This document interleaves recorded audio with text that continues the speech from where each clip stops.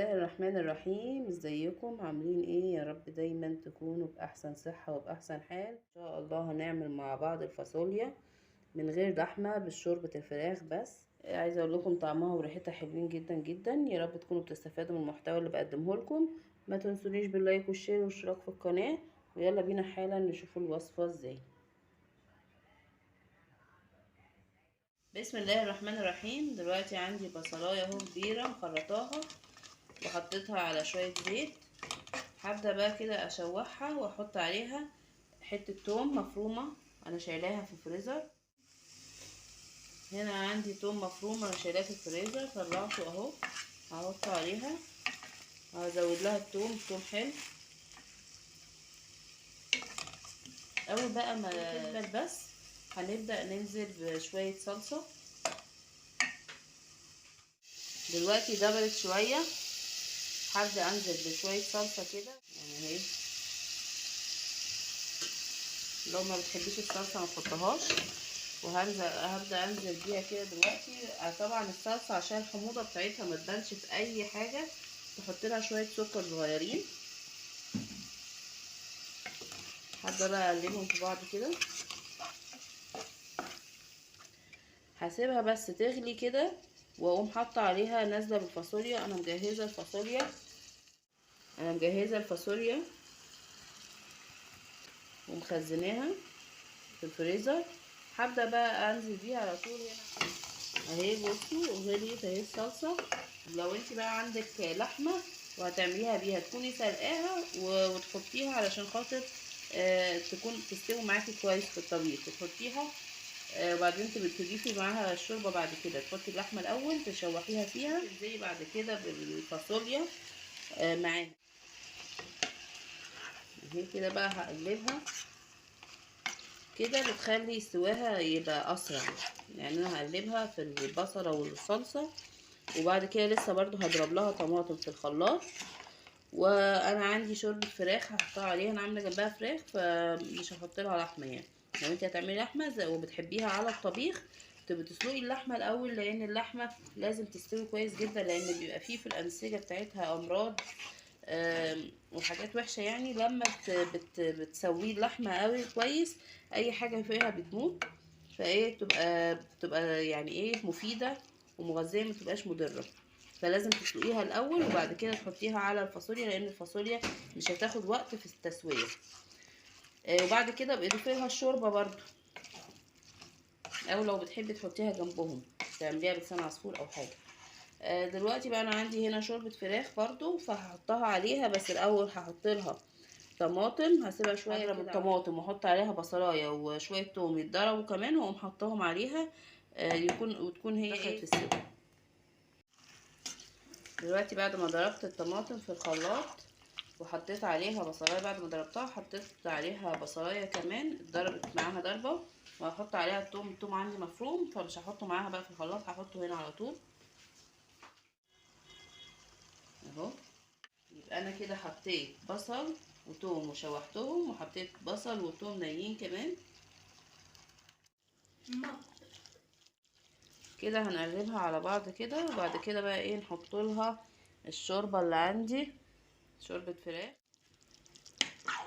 هحط لها بقى مرقايه دجاج، واحط لها شويه كزبره ناشفه.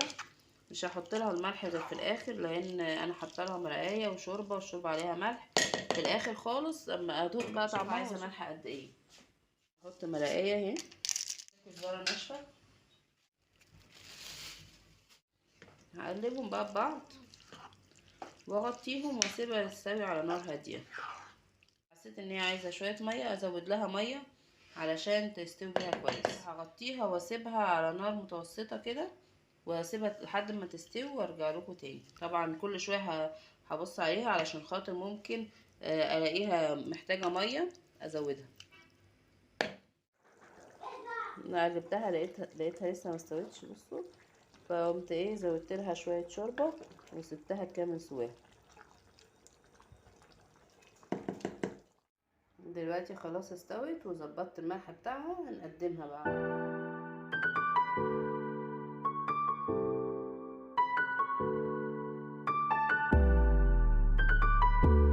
بسم الله الرحمن الرحمن الرحيم. دلوقتي هنبدأ في القلقاس على طول. بصوا القلقاس اهو انا خرجته بالحجم ده، وكل شويه واصفيه، انقعه واصفيه، انقعه واصفيه لحد ما احس ان الميه بتاعته نضيفه اشتغل بيه على طول. عندي هنا كزبره وعندي سلق وعندي توم. السلق انا شايلاه في الفريزر علشان خاطر استعمله على طول، فعشان كده متلج. الكزبره ممكن برضو تشيلها في الفريزر معاه. دلوقتي بقى هنضرب في الكبه السلق والكزبره والثوم. دلوقتي انا عندي الشوربه حطيتها في الحله اللي هشتغل فيها على القلاص. وعندي هنا بقى شلت معلقه من الخلطه اللي انا عملتها، السلق على الكزبره على الثوم، وحطيت في الباقي حطيت عليه كوبايه ميه على الشوربه، وهغليهم بقى يغلوا هرجع لكم تاني. دلوقتي بقى بعد ما غليت الخلطه اللي عندي هحط مرقايه. لو ما بتستعمليش المرقه ما تحطيهاش، بس هي بتدي طعم حلو جدا. وهي بتغلي كده هبدا انزل على طول بالقلقاس، والحركه دي بتخلي القلقاس ما ينزلش الجل اللي فيه اهو. بسم الله الرحمن الرحيم. بعد ما حطيت الكميه اللي عندي كلها كده هقلبها واغطيها واسيبها بقى لحد ما تستوي، وبعد كده اجهز التقليه اللي عندي وبعدين احطها. دلوقتي بعد ما استوت، بصوا هنعرف ازاي ان هي استوت.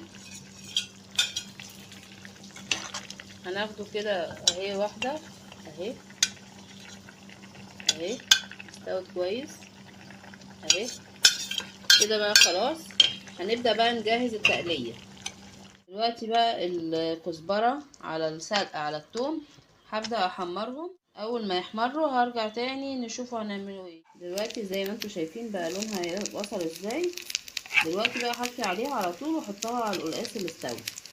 بعد ما جهزنا التقليه هنبدا ننزل بيها على طول كده ونقلب ونخليها تغلي بيها كمان غلوه، وبعدين بقى نرجع نقدمها على طول. دلوقتي حطيت معلقه زبده ومعلقه سمنه، وهحط بقى كمان شويه زيت. وفي الوقت ده انا غسلت الرز.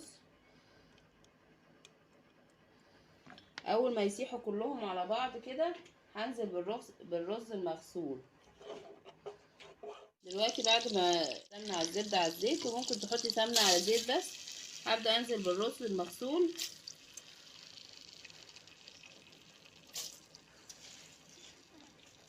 دلوقتي بعد ما حطيت الرز هحط له كميه ملح مناسبه على قد الرز اللي هشتغل بيه، وهقلبه بقى كله في السمنه على الزيت على الزبده. وممكن بس سمنه وزيت بس شويه الزيت دول بيخلوه مفلفل.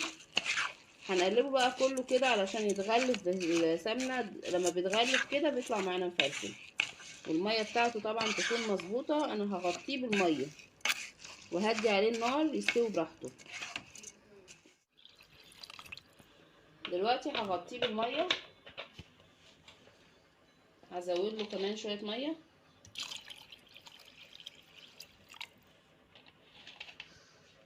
بالظبط كده.